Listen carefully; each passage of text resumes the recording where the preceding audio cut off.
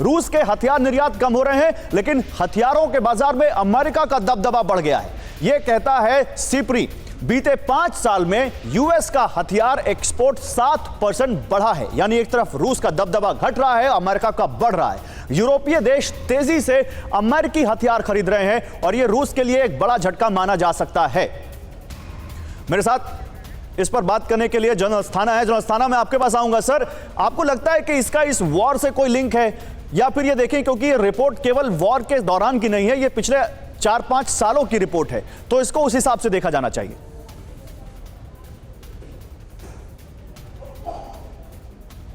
जो रिपोर्ट है उसका जो पुराना अरसा है उससे भी उसका लिंक है, क्योंकि अगर आप देखें जो ये हथियार की जो बिक्री है, अभी रूस की अपनी अंदरूनी खपत बहुत ज्यादा बढ़ गई है। पहली बात। दूसरी, फ्रीडम ऐप से सीखकर आपने सुअर का पालन शुरू किया है क्या? तो आप अपने सुअरों को 1 करोड़ फ्रीडम ऐप के जो ग्राहक हैं उन्हें बिना किसी खर्चे के आप उसे बेच सकते हैं। जो रूस के हथियार इतना। सर, आपने शायद अपना ऑडियो म्यूट कर दिया। सर, प्लीज उसको अनम्यूट कर दीजिए, और थोड़ा और अगर हो सके तो please speak little bit loudly. Sir, बोलिए सर।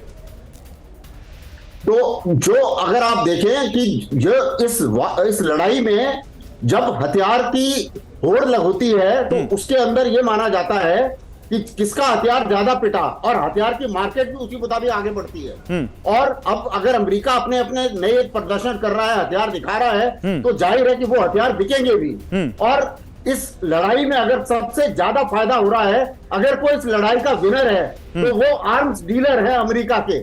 वही इस लड़ाई को जीत रहे हैं और वही उस लड़ाई को फ्यूल भी कर रहे हैं और आगे भी बढ़ा रहे हैं।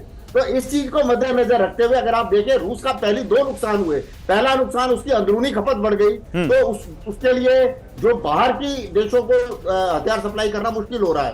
दूसरा, उसके हथियार कई हद तक कई जगह पर पिट रहे हैं। अगर वो पिटते हैं तो उनकी मार्केट डाउन होती है। तीसरी बात यह है कि जो वेस्ट है, ठीक है, उनको अभी खतरा लग रहा है रूस से कि अगर लड़ाई और ज्यादा बढ़ जाती है तो उन्हें अपना सुरक्षा करनी है, इसलिए उनके डिफेंस बजट। ठीक है सर, आप जो कह रहे हैं वाकई ये लॉजिकल लगता है कि रूस कहीं ना कहीं दोहरे मोर्चे पर अमेरिका या नेटो देशों के सामने हथियारों के निर्यात को लेकर अब पीछे दिखाई दे रहा है, या पीछे करते हुए दिख रहा है, उसको पीछे किया जा रहा है बड़े स्ट्रैटेजिकली, बड़े प्लान तरीके से। इसी बीच एक और बड़ी खबर आ रही है, लेकिन इससे पहले मैं जरा बिग वॉल पर कुछ इससे जुड़ी जानकारियां दे दूं। हथियारों के निर्यात की हमने बात की, रूस के घाटे की बात की, अमेरिका को फायदे की बात की।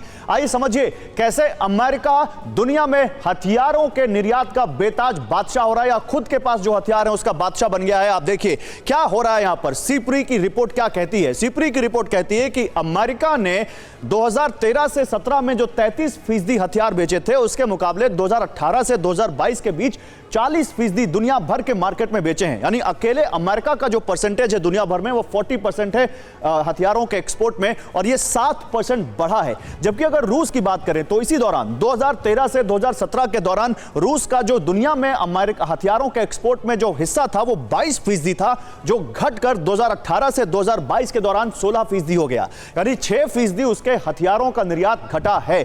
2014 में क्रीमिया पर रूसी कब्जे के बाद इसका असर ज्यादा दिखा है। अब एक चीज और देखिए, सबसे ज्यादा हथियार किसने खरीदे अमेरिका से, तो उसमें आप देखेंगे तो आपको समझ में आएगा कि जो अमेरिका के दोस्त हैं वही उससे सबसे ज्यादा हथियार भी खरीद रहे हैं। यूरोपीय देश 47% ज्यादा हथियार इन्होंने खरीदे हैं, लेकिन इन्हीं यूरोपीय देशों को अगर नेटो देशों में कन्वर्ट कर दिया जाए तो यह 65% हो जाता है। यानी नेटो देशों ने जितने भी हथियार खरीदे उसमें 65% उन्होंने अमेरिका से खरीदे हैं। और क्या अमेरिका को यही फायदा हो रहा है? क्या अमेरिका की जिस आर्म इंडस्ट्री की बात हो रही है, क्या यही वो है? अमिताभ जी, आपको क्या लगता है इस पूरे मामले में? लेकिन अमिताभ जी, आ रहा हूं आपके पास, उससे पहले कुछ दिखा देता हूं। यूएस ने कैसे छीना है रूस का वेपन मार्केट, आप समझिए। यहां पर क्रीमिया पर कब्जे के बाद नेटो और यूरोपीय देशों में एक डर का माहौल बना। कैसे रूस का डर दिखाकर अमेरिका ने हथियार बेचे, रूस पर अमेरिका के प्रतिबंध का असर पड़ा। यूक्रेन युद्ध के बाद अमेरिका रूस को अलग थलग करने में जुटा हुआ है और कैसे युद्ध में पश्चिम के मुकाबले रूसी हथियारों का कमजोर प्रदर्शन भी एक वजह है। अमिताभ जी, अब आपका टेक, क्या आपको लगता है कि यह ट्रेंड और नेगेटिव होगा इस वॉर के बाद, या आपको लगता है क्योंकि रूस ने इस वॉर में कुछ दोस्त भी कमाए हैं, अगर दुश्मन ज्यादा है तो दोस्त भी कुछ कमाए हैं और उसका असर उसके इन हथियारों के कारोबार पर पड़ेगा? गौरव, अगर आप इस स्टैटिस्टिक्स को ध्यान से अगर देखें तो सिप्री ने में ये बहुत क्लियर कर दिया है कि पूरी तरह नॉन वेस्टर्न वर्ल्ड में आर्म्स खरीदारी जो है वो कम हुई है। खासकर अगर आप वेस्ट एशिया में देखें, अफ्रीका में देखें, अफ्रीका में करीब 50% घट गया है। यानी जो वॉर जोन है या जो डेंजर जोन है आर्म्स के हिसाब से, वो इस समय यूरोप में है और ये स्टेडी डिक्लाइन है। पिछले 5 सालों में, अगर सिप्री का आप रिपोर्ट देखें इस साल का, तो पिछले 5 साल में रूस का निर्यात जो है शस्त्रों का वो घटा है। वो शायद इसलिए भी घटा है क्योंकि रूस अपने आप में वेस्ट से एक टेंशन ले रहा है, तो उसकी जो आर्म्स की खपत है वो इंटरनल ज्यादा हो गई, इसलिए भी। और दूसरे है कि अगर आप निर्यात करने की कैपेबिलिटी में नहीं है और आप खुद युद्ध लड़ने की स्थिति में जा बढ़ रहे हैं, तो जाहिर है आप पर लोगों का विश्वास घट जाएगा कि आप इमरजेंसी के समय आप आर्म सप्लाई कर पाएंगे कि नहीं, और ये स्टेडी डिक्लाइन होता रहेगा।